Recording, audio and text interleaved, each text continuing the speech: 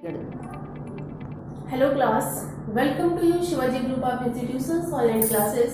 Class मैं आज आपको चैप्टर 2 सिविक्स में लोकतंत्र के स्तंभ पढ़ाने जा रही हूँ। लोकतंत्र के स्तंभ से तात्पर्य है, सबसे पहले हम बात करते हैं लोकतंत्र की। लोकतंत्र क्या है? लोकतंत्र के बारे में जब हम बात करते हैं तो हमारा देश या आजादी से पहले, माने आजादी से पहले हमारे देश में जो भी नियम थे, जो भी कानून थे, वो क्या थे? अंग्रेजों के अनुसार थे।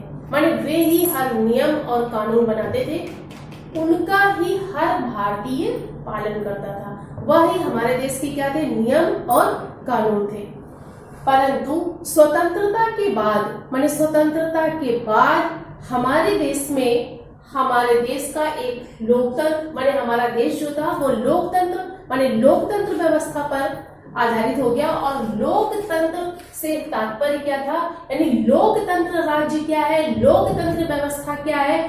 तो अब्राहम लिंकन ने परिभाषित किया है, या सबसे पहले अब्राहम लिंकन ने परिभाषित किया था कि लोकतंत्र लोगों का, यानी लोकतंत्र क्या है? लोगों का है, माने लोगों का है, लोगों के द्वारा है तथा लोगों के लिए होता है। माने लोकतंत्र सरकार या प्रजातंत्र का मतलब है कि लोगों द्वारा, लोगों की, लोगों के लिए ही सरकार को यानी लोकतंत्र कहा जाता है। अंडरस्टैंड? माने लोकतंत्र शब्द का शाब्दिक अर्थ ही है कि लोगों, माने लोगों के द्वारा, लोगों की तथा लोगों के लिए ही जो सरकार होती है या जो व्यवस्था होती है वो क्या है? लोकतंत्र है। ठीक है। इससे पहले हमारे यहाँ जो ब्रिटिशर्स थे, यानी ब्रिटिश माने अंग्रेज जो थे, जो भी हमारे नियम वो बनाते थे उन्हीं का पालन यानी हर भारतीय को करना होता था।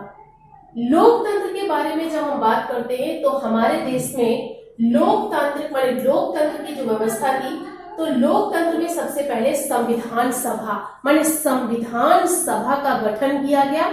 संविधान सभा का गठन 26 नवंबर 1949 को हुआ। माने संविधान सभा में कुछ मेंबर्स ऐसे थे जिन्होंने मिलकर संविधान सभा का गठन किया, जिसकी स्थापना 26 नवंबर 1949 में हुई थी। माने 26 नवंबर 1949 में संविधान सभा का गठन किया गया तथा संविधान सभा यानी भारतीय संविधान में लोकतंत्र के 4 स्तंभों को, माने 4 स्तंभों को प्रमुख रूप से स्वीकार किया गया। सबसे पहले प्रमुख स्तंभों में सबसे पहले क्या है? विधायिका। विधायिका शब्द से मतलब क्या है? संसद। संसद मतलब संसद हमारी क्या है? संसद से हमारा क्या तात्पर्य है? तो संसद जो है वो संसद 3 भागों में डिवाइडेड होती है, यानी संसद जो हमारी है उसके 3 प्रमुख अंग होते हैं। सबसे पहला अंग क्या होता है? प्रेसिडेंट यानी राष्ट्रपति। ठीक है। दूसरा अंग क्या है? लोकसभा। और तीसरा अंग क्या है? राज्यसभा। यानी संसद शब्द, यानी संसद शब्द से हमारा या संसद में राष्ट्रपति, लोकसभा तथा राज्यसभा इंक्लूडेड होते हैं। ओके। नेक्स्ट आगे हम बात करते हैं लोकतंत्र के 4 स्तंभों में दूसरा स्तंभ क्या है? कार्यपालिका। कार्यपालिका से, कार्यपालिका किसे कहते हैं? तो कार्यपालिका में क्या इंक्लूडेड होता है? सरकार। माने कार्यपालिका में सरकार इंक्लूडेड होती है, यानी जो काम करते हैं। तो काम करने वालों में से राष्ट्रपति, प्रधानमंत्री तथा यूनियन लेजिस्लेटर के सारे मंत्री, माने जो होते हैं वो किसमें इंक्लूडेड होते हैं? कार्यपालिका। ओके। नेक्स्ट आगे हम बात करते हैं थर्ड, न्यायपालिका। न्यायपालिका यानी न्यायपालिका जो हमारी है, तो न्यायपालिका में प्रमुख रूप से हमारे 3 तरह से काम करती है। सबसे पहला हमारा जो निचला यानी निचला कोर्ट, जिसे लोअर कोर्ट भी कहा जाता है। लोअर कोर्ट के बाद कोई भी अगर मामला न्यायिक होता है तो वो कहा जाता है हाई कोर्ट। और हाई कोर्ट के बाद किसी भी मामले को, यानी जो हमारी सबसे प्रमुख कोर्ट होती है वो क्या होती है? Supreme court. अंडरस्टैंड? नेक्स्ट आगे हम बात करते हैं पत्रकारिता। माने लोकतंत्र का चौथा स्तंभ जो है वो क्या है? पत्रकारिता। और पत्रकारिता में इंक्लूडेड होते हैं क्या? हमारे समाचार पत्र। माने समाचार पत्र के माध्यम से भी हमें सरकार के बारे में पता चलता है। नेक्स्ट इंटरनेट, माने इंटरनेट के माध्यम से भी आप देखते हैं कि सरकार क्या कर रही है, सरकार के क्या प्रोजेक्ट आ रहे हैं सरकार। तो पत्रकारिता भी हमारे लोकतंत्र का एक चौथा प्रमुख स्तंभ है। ओके, नेक्स्ट आगे हम बात करते हैं। सबसे पहला हमारा क्या है, विधायिका। विधायिका यानी संसद। संसद में हमने आपको बताया कि संसद यानी संविधान सभा, माने संविधान सभा का गठन 26 नवंबर 1949 में हुआ था तथा संविधान सभा की कमेटी ने मिलकर संविधान माने संविधान लिखा। और भारतीय संविधान की क्या विशेषताएं हैं, माने भारतीय संविधान प्रमुख रूप से किस तरह से काम करता है, इसकी जानकारी मिलती है।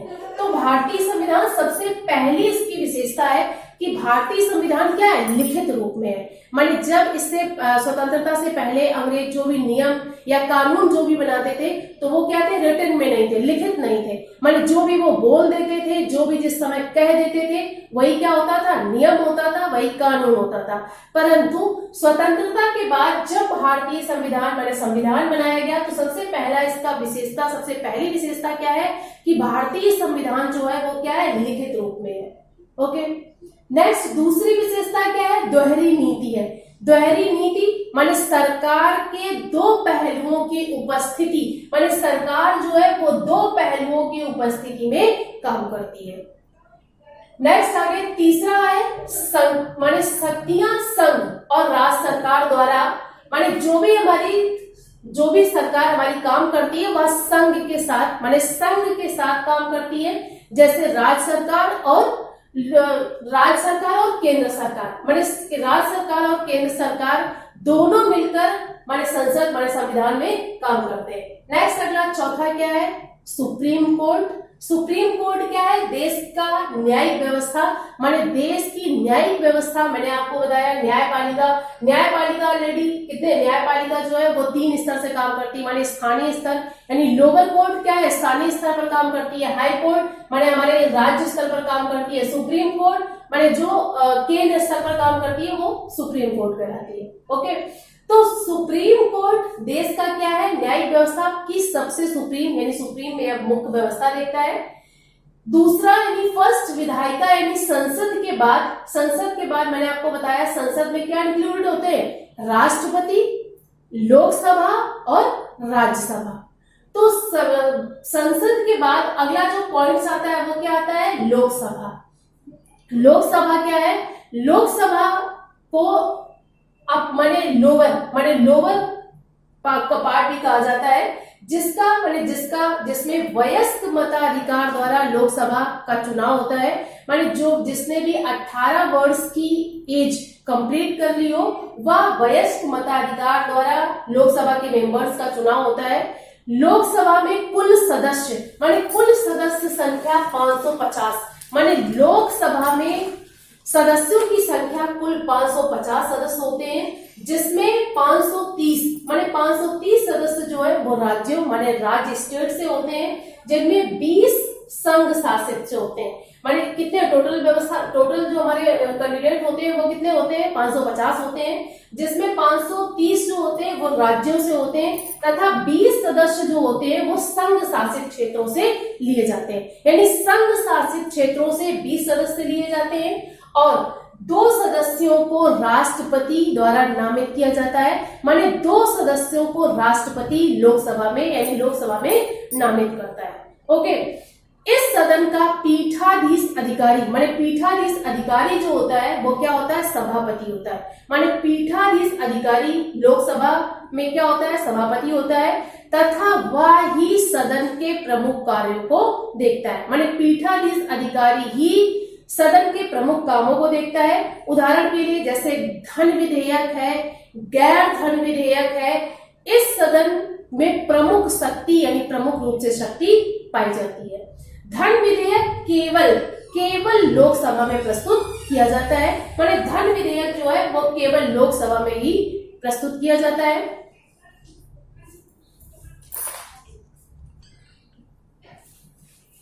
स्टूडेंट्स, राज्यसभा यानी मैंने आपको बताया संसद के अंतर्गत इंक्लूडेड होते हैं यानी 3 पॉइंट्स। क्या, सबसे पहले राष्ट्रपति क्या होता है, देश का प्रमुख यानी मुखिया होता है। राष्ट्रपति के बाद दूसरी हमारी क्या पहुंच होता है, लोकसभा, यानी लोकसभा, और लोकसभा के बाद राज्यसभा। राज्यसभा को अपर हाउस यानी अपर हाउस भी कहा जाता है। ओके, अपर हाउस, राज्यसभा को हाउस ऑफ कॉमन्स माने हाउस ऑफ कॉमन्स भी कहते हैं। राज्यसभा यानी राज्यसभा को अपर हाउस तथा हाउस ऑफ कॉमन्स भी कहा जाता है। राज्यसभा यानी राज्यसभा में के सदस्य सम्मानित राज्यों से चुने जाते हैं तथा अप्रत्यक्ष यानी राज्यसभा का चुनाव अप्रत्यक्ष रूप से होता है। माने राज्यसभा का जो लोकसभा का चुनाव क्या होता है, सीधे जनता द्वारा, यानी सीधे जनता द्वारा यानी लोकसभा के सदस्यों को चुना जाता है। लेकिन राज्यसभा क्या है, राज्यसभा का चुनाव अप्रत्यक्ष यानी अप्रत्यक्ष रूप से होता है। इसमें अधिकतर माने राज्यसभा में अधिकतर सदस्य संख्या 250 होती है। माने राज्यसभा में सदस्यों की संख्या अधिकतर 250 होती है, जिसमें 238 व्यक्ति यानी 238 व्यक्ति लोकसभा के सदस्यों द्वारा ही चुने जाते हैं। ठीक है, लोकसभा के सदस्यों द्वारा 238 व्यक्ति चुने जाते हैं तथा 12 व्यक्तियों को राष्ट्रपति स्वयं नामित करता है। माने 12 व्यक्ति जो होते हैं वो राष्ट्रपति द्वारा नामित होते हैं, जो कला तथा विशेष क्षेत्रों से लिए जाते हैं। माने राज्यसभा में 12 व्यक्तियों को राष्ट्रपति स्वयं नामित करता है, जो विशेष क्षेत्रों से लिए जाते हैं। राज्यसभा की जो समयकाल होता है यानी टाइम पीरियड जो होता है वो 6 वर्ष का होता है। राज्यसभा लोकसभा की तरह भंग नहीं होती। माने राज्यसभा क्या है, हर 2 वर्ष बाद यहाँ जो चुने गए सदस्य होते हैं वो रिटायर होते रहते हैं, परंतु राज्यसभा यानी लोकसभा की तरह भंग नहीं होती। इसका पीठाधीन अधिकारी यानी पीठासीन अधिकारी जो होता है वो उपराष्ट्रपति होता है। राज्यसभा प्रमुख शक्ति है। राज्यसभा क्या है, प्रमुख शक्ति है, इसे भंग नहीं किया जा सकता। अब आप फिर से देख लीजिए, राज्यसभा क्या है, राज्यसभा को अपर हाउस कहा जाता है, राज्यसभा को हाउस ऑफ कॉमन्स भी कहते हैं। इसमें सदस्यों की कुल संख्या टोटल कितनी होती है, 250, यानी 250 कुल सदस्य संख्या होती है, जिसमें 238 व्यक्ति जो हैं वो चुने जाते हैं तथा 12 व्यक्तियों को राष्ट्रपति स्वयं नामित करता है। इसकी समयकाल यानी जो इसकी अवधि होती है वो 6 वर्ष होती है। आज मैंने आपको लोकतंत्र के स्तंभ के माध्यम से 3 पॉइंट्स डिस्कस किए हैं, जिसमें संसद के बारे में, संसद के बाद राष्ट्रपति और राज्यसभा और लोकसभा। अगले वीडियो के माध्यम से मैं आपको अगले टॉपिक पढ़ाऊंगी। Thank you for attending this class.